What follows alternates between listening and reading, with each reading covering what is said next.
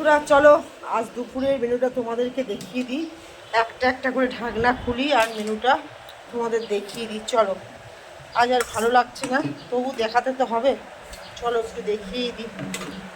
এই দেখো কত কিছু রান্না হয়েছে, দেখো। প্রত্যেক দিনে আমার এক গাদা করে রান্না।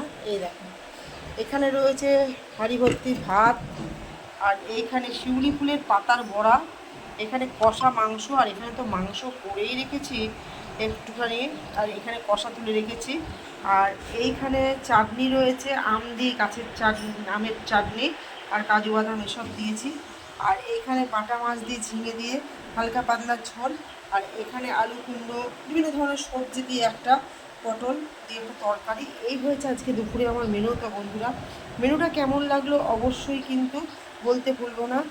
মেনুটা দেখো এবং বলো এই মেনুটা তোমাদের কেমন লাগছে। থ্যাংক ইউ সবাইকে অনেক অনেক